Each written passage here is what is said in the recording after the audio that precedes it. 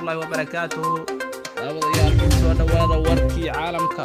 Qodobada aad ku maqli doontaan waxaa ka mid ah dowladda federaalka Soomaaliya oo daahfurtay barnaamij dhaqaale lagu aruurinayo dadka danyarta ah ee Soomaaliyeed.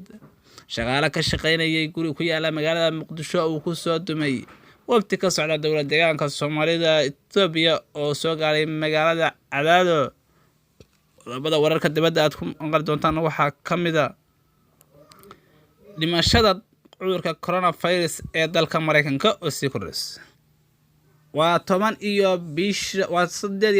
bisha Abriil sanadka 2020 daawadayaal ku soo dhawaada warkii oo dhan. Aan ku bilownay dowladda federaalka Soomaaliya ayaa daahfurtay barnaamij dhaqaale lagu aruurinayo dadka Soomaaliya. Mudane Maxamed Cabdullaahi Farmaajo ayaa maanta daahfuray barnaamij loogu magac daray Baxnaan oo kaasoo dadka danyarta ee Soomaaliyeed dhaqaale lagu aruurinayo.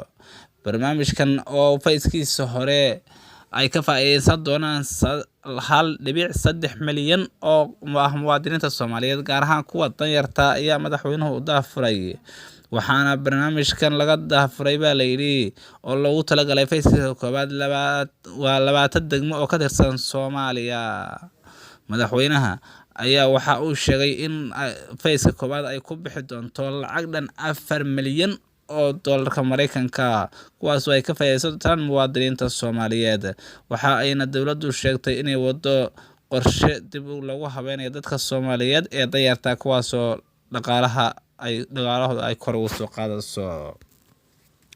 Guri ku yaala magaalada Muqdisho ayaa waxa uu ku soo dumay shaqaalihii ka shaqeynayay.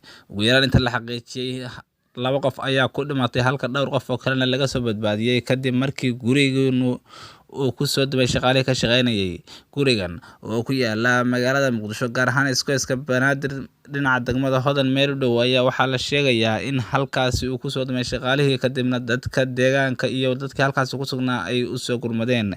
Waxaana ilaa iyo hadda dadka ku dhintay la sheegaya in ay gaarayso 2 qof halka dad kalena la sheegaya inay ku hoos jiraan. Waxaana halkaasi soo gaaray markiiba gurmadka caafimaadka iyo waliba maamulka degmadaasi Hodan oo sheegay inay soo badbaadiyeen dad kale. Wafdi ka socda dowladda deegaanka Soomaalida Itoobiya ayaa soo gaaray magaalada Cadaado ee gobolkaasi Galgaduud. Wafdigan ay hogaaminayaan mas'uuliyiin heer gobol iyo wasiiro ayaa waxaa magaalada Cadaado ku soo dhaweeyay maamulka degmada Cadaado. Wafdigan ayaa waxay u yimaadeen magaalada Cadaado sidii ay u dajin lahaayeen xiisad ka dhalatay beelaha halkaasi wada gaar ahaan waqooyiga gobolkaasi Galgaduud halkaasoo ay dhimashay dhaawac ka soo gaadhay toddobaadkii hore. Maamulkan ayaa maamulka Galmudug kala hadlay sidii ay u dajin lahaayeen dhibaatada halkaasi ka dhalatay. Waxaana la sheegayaa in wada hadal u socdo beelihii halkaasi ku dagaalamay iyo waliba maamulka Galmudug iyo dowladda deegaanka Soomaalida Itoobiya. Waxaa sii kordhaya dhimashada uu geysanayo cudurka COVID-19 ee dunida ku faafaya dalkaasi Mareykanka. Guud ahaan dalka Mareykanka ayaa waxaa la xaqiijiyay in ay ku dhinteen dad gaaraya 37,000 in ka badan oo qof halkaasi oo la sheegaya inay gaadhay dhimashada ugu badan caalamka ee Mareykanka. Waxaana la sheegayaa in ka badan 700 oo qof inay halkaasi ay qaadeen cudurkaasi. Mareykanka oo hogaaminaya kaalinta koowaad ayaa waxaa la sheegayaa inuu ku sii faafayo gobollo kala duwan. Waxaana madaxweynaha Mareykanka Donald Trump uu sheegay inay la tacaali doonaan cudurkaasi ku faafaya adduunyada ee coronavirus. Waxaana gabi ahaanba lagu soo rogay dalkaasi Mareykanka bandow soconaya habeen iyo maalin kaasoo loo gol leeyahay si loo xakameyn lahaa cudurka.